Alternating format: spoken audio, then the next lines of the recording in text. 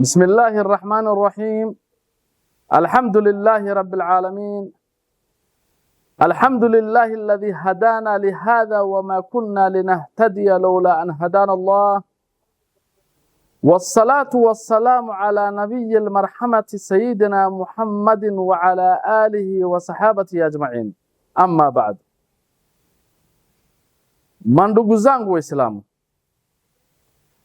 tulielezea katika kipindi kilichopita tarikh ama historia ya Mtume Salih alayhi wa ala nabiyina salatu wassalam. Pia mandugu zangu, tulielezea venye watu wake walimkadhibu, na tulisema Mtume Salih alayhi salam alikuwa nabiyun arabiyun, alikuwa ni mtume ambaye ni Mwarabu, na tulielezea ya kwamba watu wake walimwambia tunataka utuletee ishara, ma anta illa basharun mithluna fa'ti bi ayatin in kunta minas sadiqin. Walimwambia mtume wao Salih alayhi salam, hakika wewe ni binadamu tu kama sisi, wewe ni binadamu kama sisi, fa'ti bi ayatin in kunta minas sadiqin, tunataka utuletee ishara ikiwa wewe ni miongoni mwa wasemao ukweli. Allahu akbar. Kama wewe unasema ukweli, tunataka utuletee ishara. Wanamwambia hivyo mtume wa Mwenyezi Mungu. Mtume wa Mwenyezi Mungu akauliza, mnataka ishara aina gani? Niambieni. Wakaambia, sisi ndo tutakukujia na tutakuambia. Walienda katika ile meeting yao ya nada, wakaambizana ni nini tumwambie. Mmoja wao akakuja na plan, akasema tutamwambia tunataka ngamia ambaye ni mkubwa, ambaye akona mimba ya mwezi 10. Wakati ile walimkujia Mtume Salih alayhi salam, wakamuonesha mawe moja kubwa iko katika hiyo city ambaye inaitwa Al-Hijr, ambaye inaitwa Al-Katiba. Wakamwambia tunataka katika hiyo mawe ngamia jike atoke. Tena tunataka katika hiyo ngamia jike iwe na mimba ya miezi 10. Allahu akbar. Hawakuachia hapo. Mwingine tena akaruka akasema tunataka hiyo ngamia iwe na rangi nyekundu. Allahu akbar. Tena hawakuachia hapo. Mwingine tena akaruka akasema tunataka hiyo ngamia asiwe kama ile ngamia zingine, tunataka hiyo ngamia kuwe ngamia mkubwa sana. Mwingine tena akasema nini? Akasema tunataka hiyo ngamia aunywe maji yetu siku mzima, yeye peke yake aunywe maji mingi sana. Allahu. Mwingine akaruka akasema tunataka hiyo ngamia siku ile na kunywa maji utupatie maziwa. Kila mtu akakuja na mambo yake, na hiyo mambo yote wanafanya nini? Ndio Mtume Salih alayhi salam aanguke mtihani. Lakini Mtume Salih alayhi salam aliwaambia, wallahi kama nikiwaletea hiyo ngamia ambayo mnaniambia mnataka kae hivyo, mtaniamini? Wakasema ndio. Akarudia, mtaniamini? Wakasema ndio. Akasema sawa. Akaenda akamwomba Mwenyezi Mungu Subhanahu wa Ta'ala, ya Allah niletee hiyo ishara ambayo hao wananulizia. Ya Allah nataka nionyeshe hiyo ishara ili wakuamini wewe ya Allah. Mwenyezi Mungu Subhanahu wa Ta'ala akamwambia nini? Inna mursilun naqati fitnatan lahum fartaqibhum wastabir.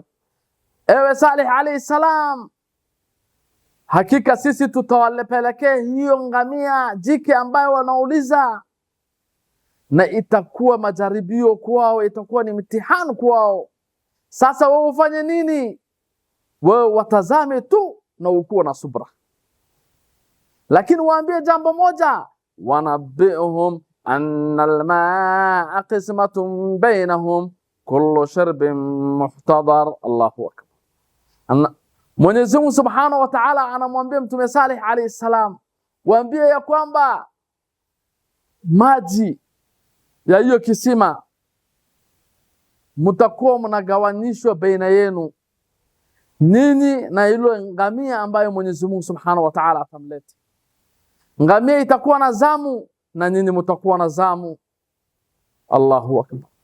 Kullu sharbin muhtadar. Allahu akbar. Allahu akbar. Allahu akbar. Mwenyezi Mungu Subhanahu wa Ta'ala anasema kila mtu atakuwa na sehemu yake ya maji, atahudhuria kwa siku makhsusi. Allahu akbar. Baada hiyo mara tu kijiji mzima wakakuja katika ile kiwanja, wanataka kuona ni nini Mtume Salih alayhi salam atafanya. Leo ni utume yake ndio wanamjaribu, wanataka waoneshe sign, ishara. Kila mtu katika kijiji wamekuja kuangalia hiyo. Allahu akbar. Mara tu ile mawe ikatingika, wana kijiji wote wanaangalia, wanashangaa ni nini inaendelea. Mara tu ile mawe ikapasuka. Allahu akbar.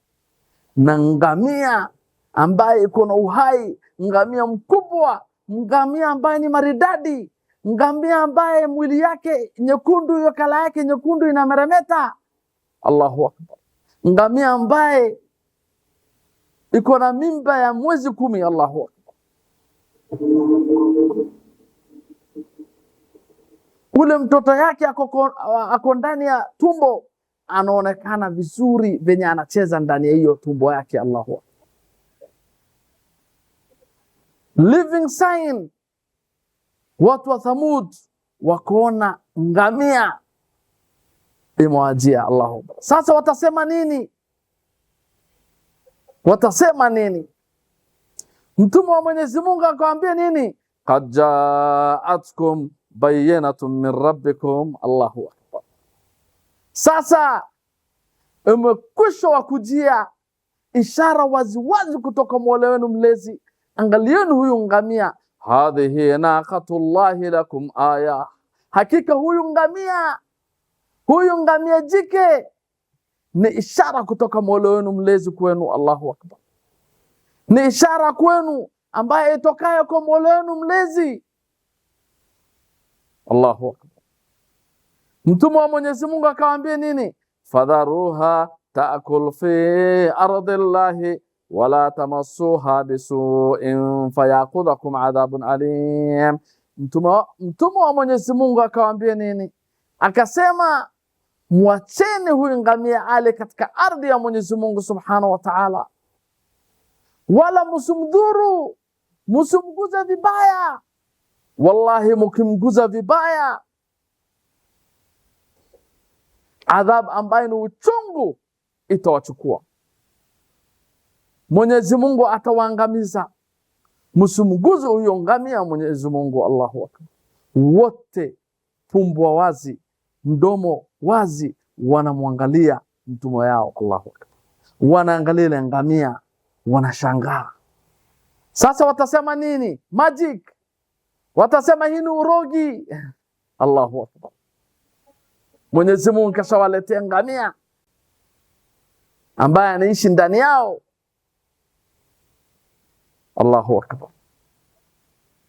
Mtume akaambia nini? Hadhihi naqatun laha shirbun wa lakum shirbu yawmin ma'lum. Allahu akbar. Akaambia huyu ni ngamia jike ile mlikuwa mnaulizia. Sasa atakuwa na zamu yake ya kunywa maji na nyinyi mtakuwa na zamu yenu ya kunywa maji katika siku ambayo ni maalumu. Leo ni nyinyi ndio mtakunywa maji, kesho ni ngamia. Ngamia itaanza kunywa maji kutoka asubuhi mpaka jioni. Siku ya pili ngamia inaenda inakula katika ile ardhi ya Mwenyezi Mungu, inaenda grazing, inaenda nakula huko. Allahu akbar. Na nyinyi ndio siku hiyo sasa mnakuja katika kisimani mnakunywa maji. Sasa what happened? Ile kijiji mzima ile mjini mzima uko pale, wameona hii muujiza ya Mwenyezi Mungu Subhanahu wa Ta'ala. Mwenyezi Mungu anatuambia ndani ya Qur'an, walaqad arsalna ila thamud aqahum salihan an i'budu Allah, hakika tumemtuma Salih alayhi salam ambaye ni ndugu yao kwa watu wa Thamud, akawaambia nini? Muogopeni Mwenyezi Mungu Subhanahu wa Ta'ala. Fa idahum fariqan yaqtasimun, Allahu, wakawa makundi mawili ambayo wanagombana. Sasa wengine kuona ile aya ya Mwenyezi Mungu, ile ishara ya Mwenyezi Mungu, huyu ngamia, wengine wakakuja upande wa Mtume Salih alayhi salam. Mtume Salih alayhi salam akaanza kupata wafuasi moja baada mwingine, moja baada mwingine. Allahu akbar, one by one wakaanza kuingia katika dini. Sasa wanaanza kubishana, wale wa pande ile wamekubaliana na Salih alayhi salam na wale wengine wanaambiana nini?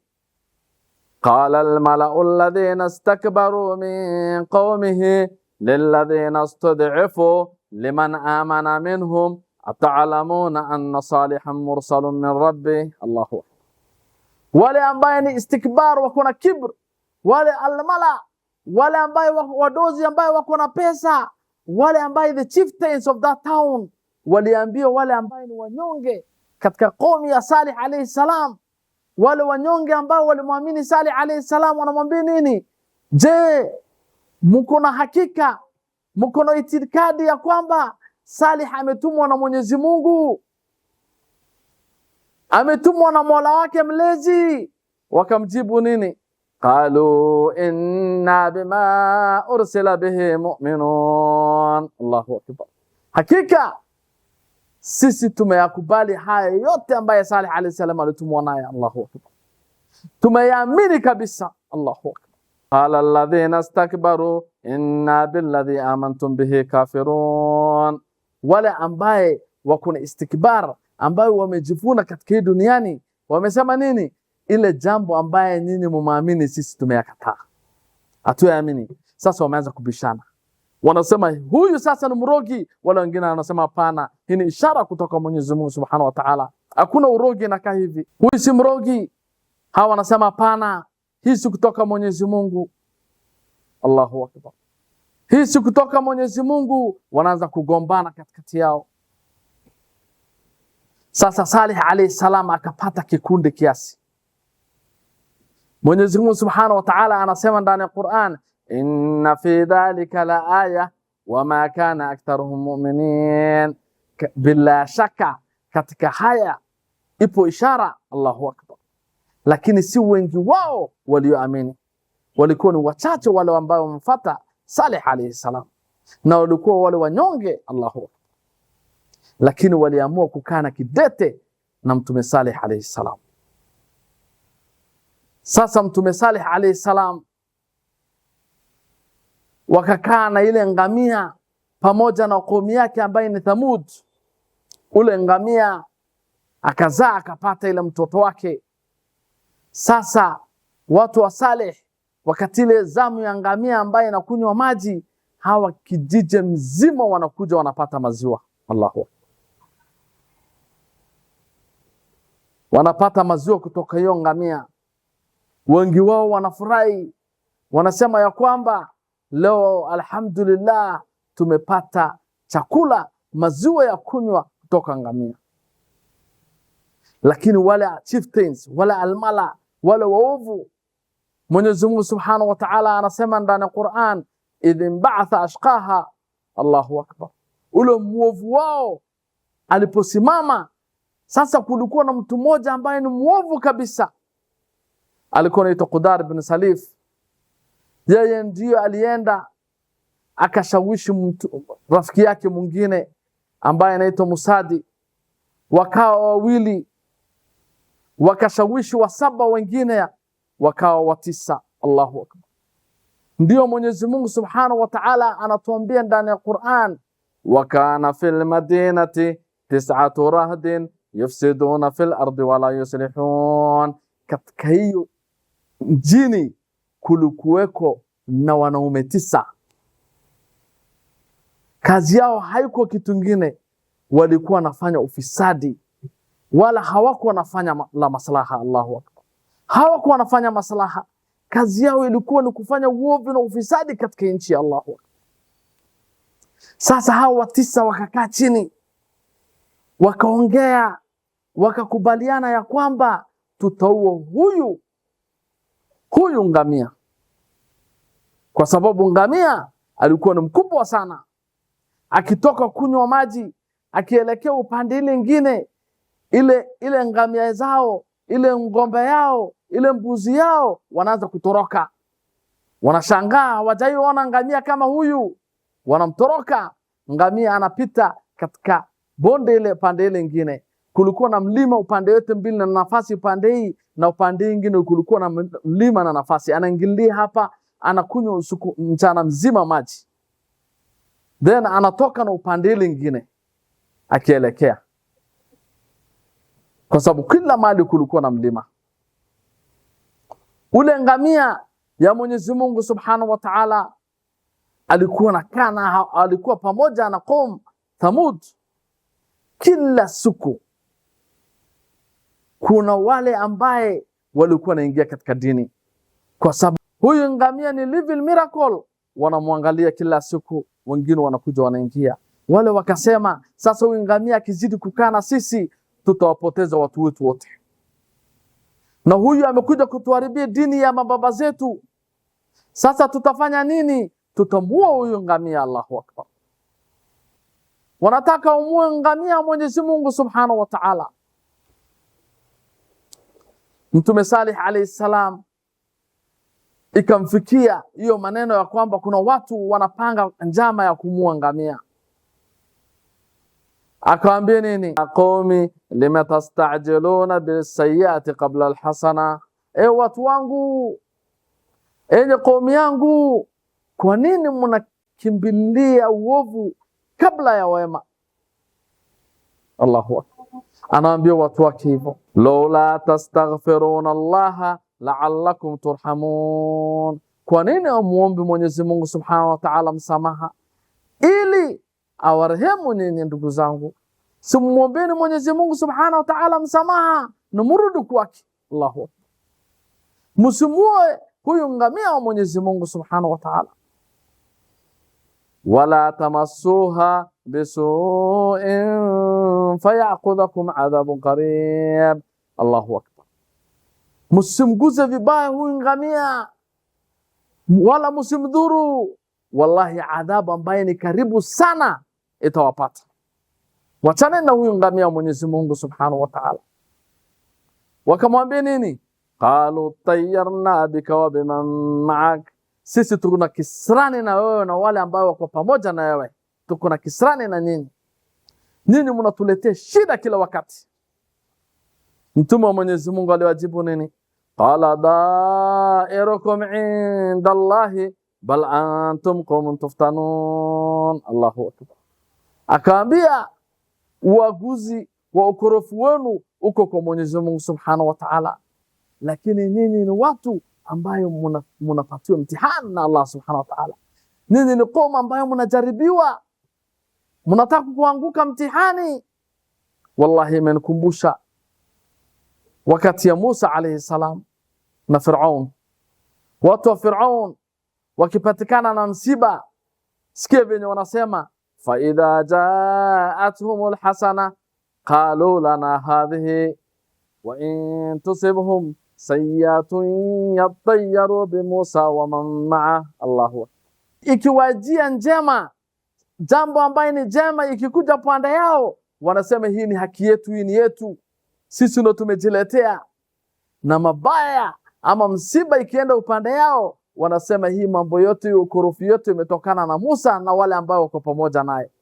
Sasa hao qaum Thamud wamekuwa hivyo, wanasema jambo hili lote imetokana na Thamud na Salih na qaumi yake, wale ambao wamemwamini, ndio imetuletea kisrani. Sisi tunapatikana na shida, sisi tunapatikana na hivi, lazima sasa uingamie tumue. Ngamia zetu, mbuzi zetu hazipati maji, ati kila siku ngamia huyu akunywe siku moja, sisi tuanywe siku nyingine moja. Hatuwezi fanya hivi. Allahu akbar. Wakasema lazima tumue. Sasa wakapanga wale wa 9. Wakaenda katika kijijini, wakaongea na wale wote, watu wote wa kijiji. Wale watu wote wa hiyo mjini walikubaliana na hao waamue huyo ngamia wa Mwenyezi Mungu Subhanahu wa Ta'ala. Allah. Wakapanga sasa. Wakati ile sasa ngamia imeshatoka kunywa maji na inaelekea upande lingine na bondeni, inazidi kutoka nje. Wakajificha hapo chini ya mawe, wanataka amue ngamia wa Mwenyezi Mungu Subhanahu wa Ta'ala. Allahu akbar. Sasa wale wengine 8 sasa ile waliona ngamia ni mkubwa hivyo, wote walimwogopa. Lakini huyu ambaye ni mwovu, Mwenyezi Mungu Subhanahu wa Ta'ala anasema ndani ya Qur'an, kadhabat Thamud bidaqwaha. Thamud walimkanusha mtume yao kwa sababu ya upotofu yao. Idhin ba'atha ashqaha. Allahu akbar. Aliposimama ule mwovu wao mkubwa kabisa, huyo alikuwa anaitwa nani? Qudar bin Salif, ule mbaya kabisa alisimama. Sasa wale wengine wote walimwogopa yule ngamia, walitoroka, wakaanza kumuita huyu. Sasa wakasema nini? Fanado sahibahum fataada faaqar. Wakaanza kumuita mtu wao, rafiki yao, wakaanza kumwambia ni aje. Sasa akafanya nini? Akachukua ile kisu yake akamgonga hapa katika mguu. Allahu akbar. Ule ngamia akaanguka chini. Kuanguka chini hivi akampiga tena na kisu. Kabla hajampiga, ule ngamia ilitoa sauti moja ili imfanye ile mtoto yake atoroke. Ule jamaa akagonga, wale wengine 9 8 wakakuja wakaua ile ngamia, wakachinja ile ngamia Mwenyezi Mungu Subhanahu wa Ta'ala. Allahu akbar. Ule mtoto wake akatoroka, akaenda upande wa mlima. Al-Hasan al-Basri rahimahullah anasema ule ngamia alitoa sauti mara 3, alilia mara 3, akamuuliza Mwenyezi Mungu, ya Allah, ako wapi mama yangu? Mara ile mlima ikammeza ikaenda naye. Wanazuoni wengine nao wanasema wale watu 9 ambao walikuwa waovu walienda wakamua hata ile mtoto yake. Allahu akbar. Ule ngamia aliuliwa. Wakati ile alikuwa anasema, faqala lahum rasulullahi naqata Allahi wa suqiyaha. Alikuwa anaambia wachane na ngamia Mwenyezi Mungu, wachane na ngamia Mwenyezi Mungu akunywe maji fungu siku yake, msijaribu kumuua ngamia Mwenyezi Mungu. Allahu akbar. Mtume wa Mwenyezi Mungu akakuja akaona ile ngamia imeuawa. Mtume wa Mwenyezi Mungu akaanza kulia, akisema, kwa nini mlimuua ngamia Mwenyezi Mungu?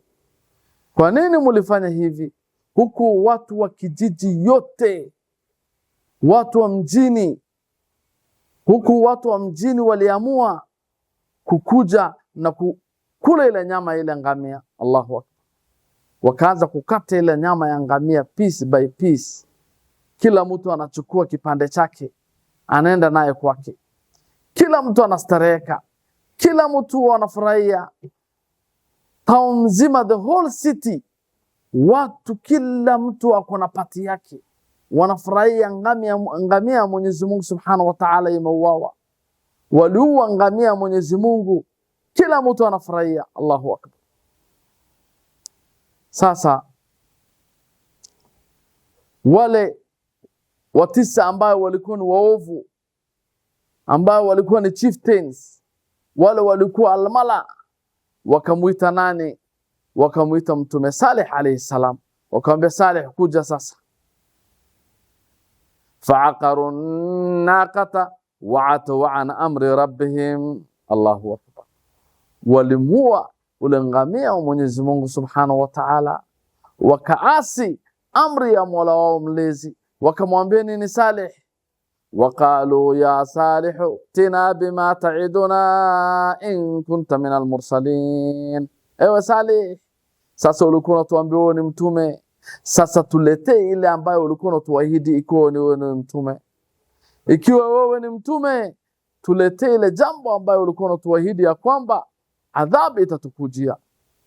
Saleh alayhi salam akainua Mwenyezi Mungu Subhanahu wa Ta'ala mkono, ya Allah, nataka uniletee sign ya kwamba hii watu wangu wameniasi. Mwenyezi Mungu Subhanahu wa Ta'ala akamfanyia nini?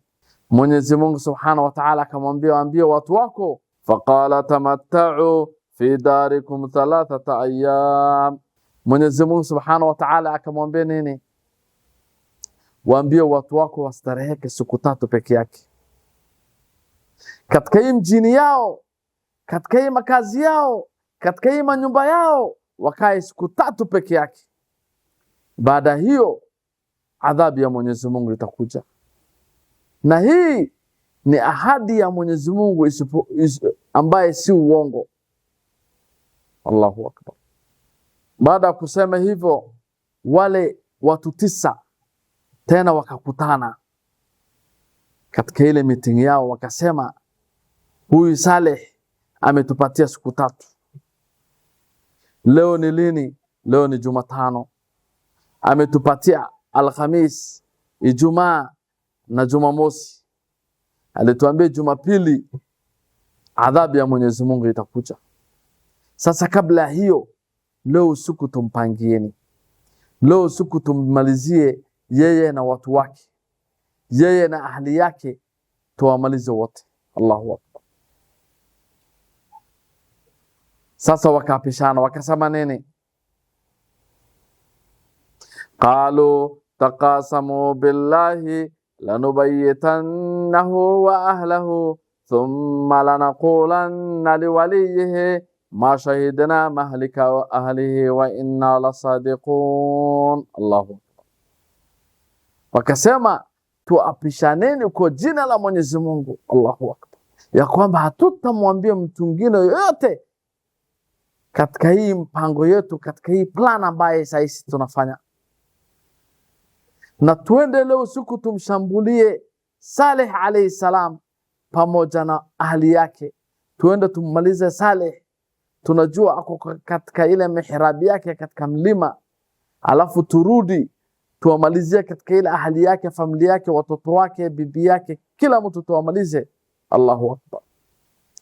Tena tuambie wale warithi wake, kwa sababu tumesema Saleh alayhi salam alikuwa kutoka family ambayo walikuwa ni noble, family ambayo walikuwa wanajulikana. Sasa wakasema hawa family wanaweza kuturetaliate, wanaweza leta vita wakisikia kijana wao ameuawa. Sasa tutasema nini? Tutasema sisi hatujui ile mahali ambaye family ya Saleh na Saleh waliangamizwa, sisi hatujui.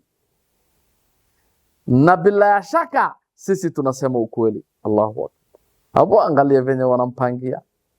Ndio Mwenyezi Mungu Subhanahu wa Ta'ala amesema, wa makaru makran wa makarna makran wa hum la yash'urun. Allahu Akbar. Walikuwa wanapanga mipango yao na sisi tulikuwa tunapanga mipango yetu, lakini hawakuwa wanatambua. Allahu Akbar. Hawakuwa wanajua. Baada hiyo walifanya nini? Usiku wakajipanga, kila mtu akachukua kisu yake, wakaamua kuelekea mlimani katika ile bondeni kwenda sasa kummalizia Saleh alayhi salam. Sasa wakiwa njiani wanaelekea, wanazuoni wamekhtalafiana ya kwamba wengine wamesema mawe ilitoka kutoka samawati ikawaangukia wote 9 wakafa hapo. Allahu Akbar. Wote wakazikwa hapo, wakaingia ndani ya ardhi.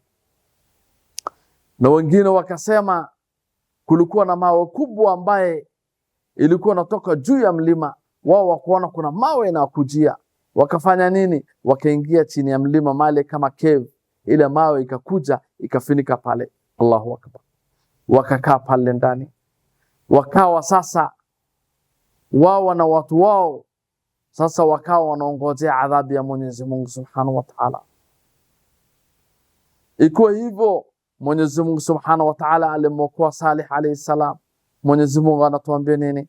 falamma jaa amruna najjayna salihan walladhina amanu ma'ahu birahmatin minna wa min khizyi yawma'idh. Allahu akbar. Mwenyezi Mungu anasema wakati ile ilipofika amri yetu tulimwokoa Saleh alayhi salam na wale ambao walimwamini walikuwa pamoja naye kwa rehema yetu. Allahu akbar. Na kutokana na adhaba ambaye ina hizaya. Allahu akbar. Town mzima kala yao ikachange ikawa ni red. Allahu akbar. Bila ya hiyo changing color hakuna adhabu nyingine, hakuna mambo mengine mawakujia, wamewachwa tu. Mwenyezi Mungu Subhanahu wa Ta'ala anasema nini? Fa'aqaruha faasbahu nadimin. Walimchinja ule ngamia wa Mwenyezi Mungu Subhanahu wa Ta'ala, wakawa wanajuta, wakaanza kujuta kabisa. Allahu akbar. Lakini nani atawasaidia? Mtume wa Mwenyezi Mungu Subhanahu wa Ta'ala kashaenda. Allahu akbar. Siku ya tatu kala yao yote ikachange ikakuwa ni black. Allahu akbar. Siku ya nne, asubuhi ya siku ya nne, usiku ya hiyo inaingia ya nne, walienda katika ile manyumba yao, walikuwa wanasema tutakaa aminin, will feel secure. Ndio Mwenyezi Mungu Subhanahu wa Ta'ala anasema nini? Wakanu yanhituna min aljibali buyutan aminin. Walikuwa wanachonga majumba katika mlimani kwa amani, walikuwa na feel amani wakichonga ile majumba. Wanasema ni nini inaweza kutumaliza? Hakuna adhabu ambayo inaweza kuja itumalize. Lini umaisikia upepo inakuja inabeba mlima? Allahu akbar. Wanashindana na Allah Subhanahu wa Ta'ala. Sasa wakaenda wakaingia katika ile nyumba yao ile katikati ya mlima, wanaongojea sasa ni nini itatokea. Mwenyezi Mungu Subhanahu wa Ta'ala akasema nini? Fa'aqadhatumus sayhatu musbihin. Allahu akbar. Ukalele ukuwatoa asubuhi, early morning, kelele ikaanza pole pole, sauti inakuja tu, sauti inakuja. Umeisikia sauti ambayo inakusumbua mpaka masikio yako yanataka unaingiza vidole, lakini bado unasikia. Allahu akbar. Mwenyezi Mungu anasema nini? Wa aqadha alladhina dhalamu sayha. Allahu akbar. Wale ambao walidhulumu, wale ambao walikataa maneno Mtume Saleh alayhi salam, Allahu akbar, ukalele ukawachukua mara moja. Ile ukalele ukazidi, ukalele ukakuwa ni ukazidi sana. Sasa Mwenyezi Mungu Subhanahu wa Ta'ala anasema nini nyingine ikatokea? Fa akhadhatumur rajfa. Sasa ile kelele kuzidi, kukuwa na vurugu ya hali ya juu, tetemeko la ardhi ikawanyakua tena. Allahu akbar. Ardhi ikaanza kutingika, huko kelele inazidi, ardhi inatingika. Allahu akbar. Mwenyezi Mungu Subhanahu wa Ta'ala alisema nini? Inna arsalna alayhim sayhatan wahida. Allahu akbar. Tuliwapelekea ukalele moja peke yake, mara moja peke yake kelele ikatokea. Allahu akbar. Fakanu kahashim almuhtadir. Allahu akbar. Wakawa nini?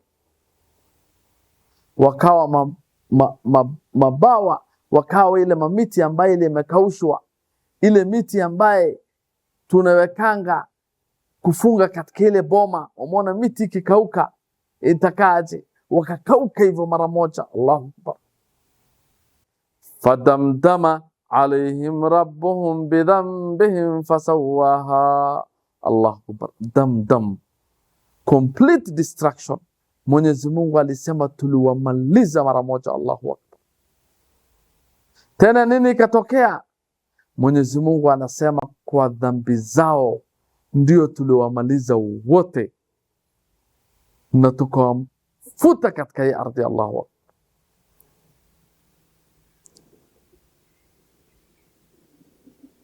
faasbahu fi darihim jathimin. Asubuhi saa ile imefika, wakakutwa kama nyumba yao wakiwa wamelala kifudifudi, wamekwisha kufa. Allahu akbar. Mtume Saleh alayhi salam huko nje, watu wake wote sasa wamekufa, wote wamekufa. Mwenyezi Mungu Subhanahu wa Ta'ala anasema nini? Ka'an lam yaghnu fiha ala inna thamud kafaru rabbahum ala bu'dan li thamud. Allahu akbar. Kana kwamba hawakuwemo huko. Allahu akbar. Watu wao complete destruction, manyumba zao zote zikaya tupu. Mwenyezi Mungu anasema nini? Ala inna thamud kafaru rabbahum. Allahu akbar. Hebu zingatieni, Thamud walimkanusha Mola wao mlezi. Ala bu'dan li Thamud. Allahu akbar. Hebu zingatieni, Thamud wamepotelea mbali. Allahu akbar. Mwenyezi Mungu anasema walimalizwa kabisa. Ndio Mwenyezi Mungu Subhanahu wa Ta'ala anatuambia ndani ya Qur'an, fandhur kaifa kana aqibatu makrihim. Abu, angalieni, basi angalieni mambo ilivyokuwa, ile mipango ambayo walikuwa wanapangia Mtume Saleh alayhi salam. Angalia mwisho yake ilikuwa ni nini? Anna dammarnahum wa qawmahum ajma'in. Mwenyezi Mungu Subhanahu wa Ta'ala alisema nini? Tuliwaangamiza wao wale watu 9 wote, tuliwaangamiza pamoja na kaumu yao wote, tuliwaangamiza. Allahu akbar. Mtume Saleh alayhi salam amekuja kusimama juu yao. Mwenyezi Mungu anasema nini? Fatawalla anhum wa qala ya qaumi laqad ablaghtukum risalata rabbi wa nasahtu lakum walakin la tuhibbuna an-nasihin.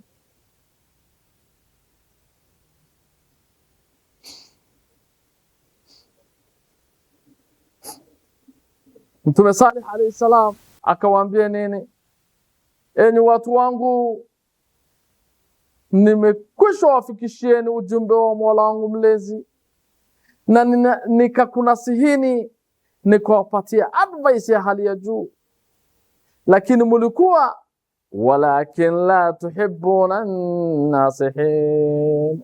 Nilikuwa nimewapatia advice ya hali ya juu, nilikuwa nimewapatia nasaha ya hali ya juu ya kwamba mkumua huyu ngamia wa Mwenyezi Mungu mtaangamizwa, muabuduni Mwenyezi Mungu peke yake. Lakini hamukuwa wale ambao wanapenda kusikiza nasaha. Je, jiulize wewe na mimi, je, ukiletewa maneno ya Mwenyezi Mungu Subhanahu wa Ta'ala na ukiletewa jambo ya nasaha ya kwamba wacha hii maneno ama wacha kufanya mambo mbaya, je, unawacha ama unakuwa venye watu wa Thamud walikuwa hawapendi nasaha? Allahu akbar. Mtume Muhammad sallallahu alaihi wasallam hakuwa mbali na wao, akaenda akaishi mahali karibu yao kwa siku 3. Baada ya siku 3 akakuja hapo, akarudi katika ile mali walizikwa wale wa Quraysh, wale matajiri wa Quraysh. Mtume Muhammad sallallahu alaihi wasallam akaanza kuwaita moja moja, akaanza kumuita Abu Jahal, akaanza kumuita ya Utba ibn Rabi'a, ya Shayba ibn Rabi'a, ya Umayya ibn Khalaf, ya Walid ibn Mughira, ya Fulan bin Fulan. Akaanza kuwaita one by one, moja baada ile mwingine. Allahu akbar. Akasema nini? Hal wajadtum ma wa'ada rabbukum haqqan fa inni wajadtu ma wa'adani rabbi haqqan. Allahu akbar. Alisema kwa hakika mimi nimeipata ile amenahidi Mola wangu mlezi. Allahu akbar. Ni nini hiyo? Nini mlipata adhabu ya Mwenyezi Mungu? Leo angalia mnalala pale chini na adhabu ya Mwenyezi Mungu inawangukia, na ni Mwenyezi Mungu Subhanahu wa Ta'ala alinahidi ya kwamba nitashinda hii vita, na leo nimeshinda hii vita yenu, na nini wote leo ni maiti mumelala pale chini. Umar ibn Khattab radhiallahu anhu akamwambia, ya Rasulullah, kwani hawa watu wanakusikia? Hawa watu already wamekusha oza mwili yao. Akamwambia nini? Ya Umar, wallahi na apa kwa jina Mwenyezi Mungu ambaye roho yangu iko kwa mkono yake, walladhi biyadihi nafsi, Allahu akbar, wallahi wananisikia vizuri kuliko venye wao wananisikia Umar bin Khattab. Allahu akbar. Mtume anasema hivyo, lakini hawezi nijibu. Wako pale ndani hawezi nijibu, lakini kunisikia wallahi wananisikia vizuri. Ndo tunafikia ya kwamba Mtume Saleh alayhi salam anaambia watu wake wakiwa maiti, walakin la tuhibbuna an-nasihin, lakini nini mlikuwa hamwapendi wale ambao wanapatia nasaha. Allahu. Mtume Muhammad sallallahu alayhi wasallam alipitia Madain Saleh akielekea katika ile expedition ya Tabuk. Alikuwa na jeshi ashaba pamoja naye 30,000 walipitia katika hiyo mahali ya Madain Saleh. Wengine wakaingia kwa ile manyumba ya Madain Saleh, wengine wakafanya nini? Wakaenda wakachota maji kutoka kisimani, wakaanza kutengeneza chakula, wakaanza kutengeneza mkate. Allahu akbar. Wengine wakaweka maji juu ya moto. Mtume Muhammad sallallahu alaihi wasallam aliambia nini? Akaambia mlichota wapi? Wakasema katika ile kisima. Akaambia kila mtu amage ile kitu ako naye, wakamwaga. Akaambia ile mkate ambayo mumetengeneza pateni ngamia yenu, hata msikule, twendeni. Wakasonga mbele kidogo, wakafika katika kisima ambaye ule ngamia wa Mwenyezi Mungu Subhanahu wa Ta'ala alikuwa na kunywa maji. Mtume Muhammad sallallahu alaihi wasallam akaongea na ashabu yake akawaambia nini? La tadkhulu ala haula'i almu'adhibina illa an takunu bakin. Akaambia msingie katika hii manyumba ambayo mnaona ni tupu, ambayo wale watu ambao wameadhibiwa, ila mko katika hali ambayo ya kulia, kwa sababu mkiingia an yusibakum mithla ma asabahum, inaweza wasibu ile kitu hao ili wasibu. Wallahu akbar.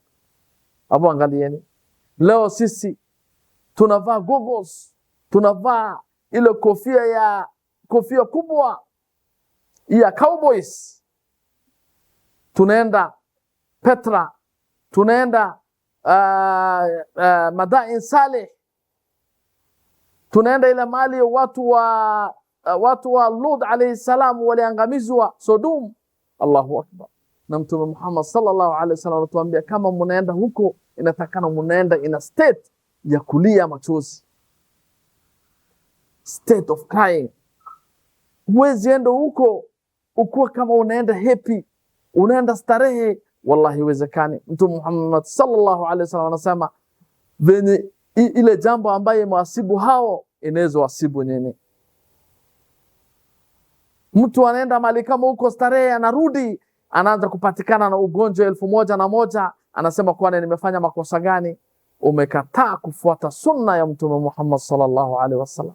Fatilka buyutuhum khawiyatan bima dhalamu, basi manyumba zao ziko tupu kwa sababu walidhulumu. Allahu. Mwenyezi Mungu alikuwa mmokoa Mtume Saleh alayhi salam na watu wake, wa anjayna alladhina amanu wa kanu yattaqun, tuliokoa wale ambao walikuwa waamini pamoja naye. Allahu akbar. Na walikuwa na mcha Mwenyezi Mungu Subhanahu wa Ta'ala, lakini wale wengine wote walimalizwa. Ndio tunamalizia kisa yetu leo, tunasema wa sallallahu wa sallam wa baraka ala sayyidina Muhammad. Subhanallahi wa bihamdi, subhanaka Allahumma rabbana wa bihamdik, nashhadu an la ilaha illa anta, nastaghfiruka wa natubu ilayk.